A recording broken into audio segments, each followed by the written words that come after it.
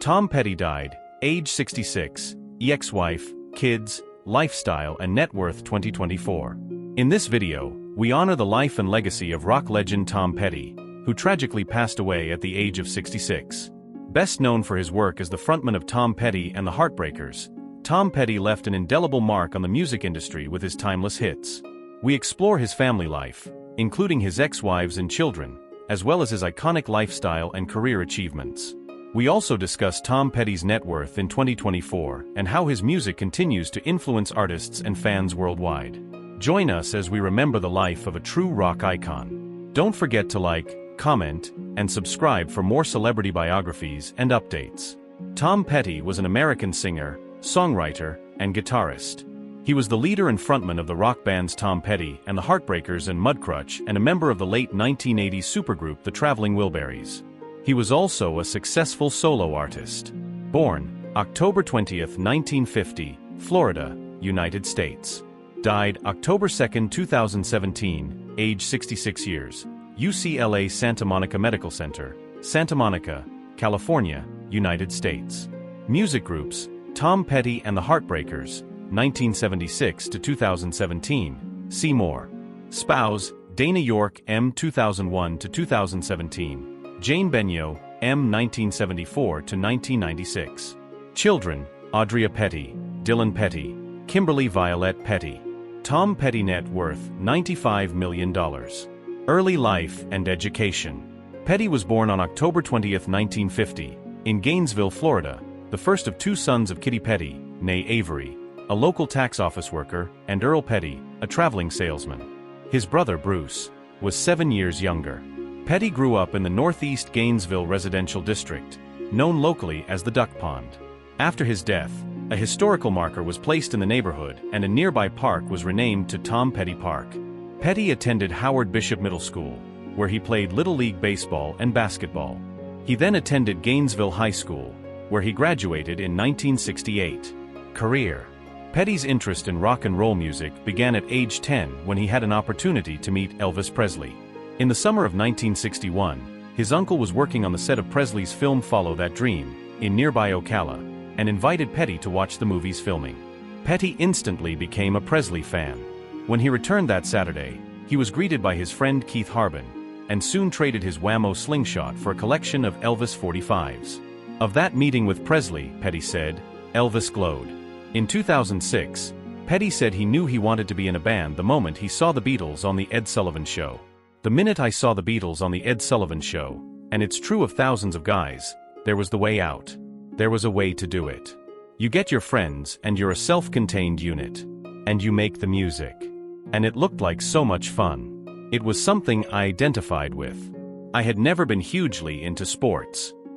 I had been a big fan of Elvis. But I really saw in the Beatles that here's something I could do.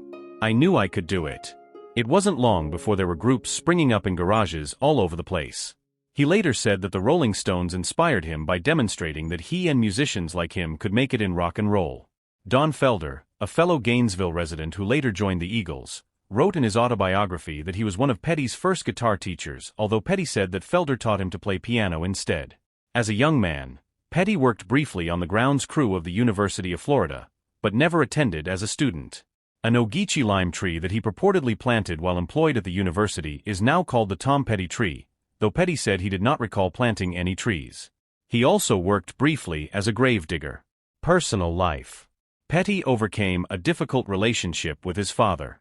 He said his father found it difficult to accept that Petty was a mild-mannered kid who was interested in the arts, and subjected him to verbal and physical abuse on a regular basis.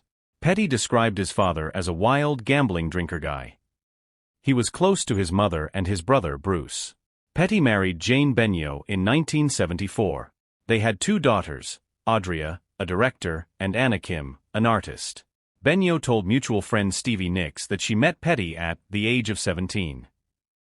Nicks misheard Benyo's North Florida accent, inspiring the title of her song, Edge of 17. Petty and Benyo divorced in 1996. On May 17, 1987, an arsonist set fire to Petty's house in Encino, California. Firefighters were able to salvage the basement recording studio and the original tapes stored there, as well as his Gibson Dove acoustic guitar. His signature gray top hat was destroyed. The perpetrator was never caught. Petty struggled with heroin addiction following his divorce from Benyo. He cited the emotional pain of the divorce as a cause. He got clean after going to rehab in 1999, crediting his then-girlfriend Dana York with saving his life by helping him seek treatment. On June 3, 2001, Petty and York were married in Las Vegas. They married again at their home in Malibu on June 21. Little Richard officiated the wedding, and an all-female mariachi band performed. York had a son from a previous marriage, Dylan. Petty spoke in 2014 of the benefits from his practice of transcendental meditation. Death. On October 1, 2017, Petty's wife Dana York found him not breathing and in cardiac arrest at their home. He was resuscitated and taken to the UCLA Medical Center in Santa Monica, California, where he was put on life support. He died at 8:40 p.m. Pacific Daylight Time on October 2. There were premature reports of his death throughout the day. A memorial service for Petty was held at the Self-Realization Fellowship Lake Shrine in Pacific Palisades, Los Angeles, on October 16, 2017, 4 days before what would have been his 67th birthday.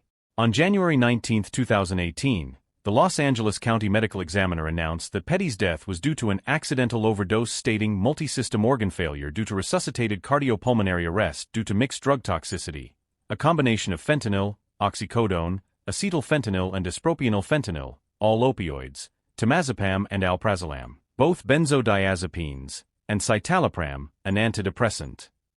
In a statement on his website, Petty's wife and daughter said he had a number of medical problems, including emphysema, knee difficulties, and most significantly a fractured hip. He was prescribed pain medication for these problems and informed on the day of his death that his hip injury had worsened. The statement read, "Is our feeling that the pain was simply unbearable and was the cause for his overuse of medication. We feel confident that this was, as the coroner found, an unfortunate accident." On September 23, 2018, Petty's widow Dana gave an interview to Billboard saying that Petty put off hip surgery his doctors had recommended for some time. He'd had it in mind it was his last tour and he owed it to his longtime crew, from decades some of them, and his fans. Dana said that Petty was in a good mood the day before his death. He had those 3 shows in LA. Never had he been so proud of himself, so happy, so looking forward to the future, and then he's gone.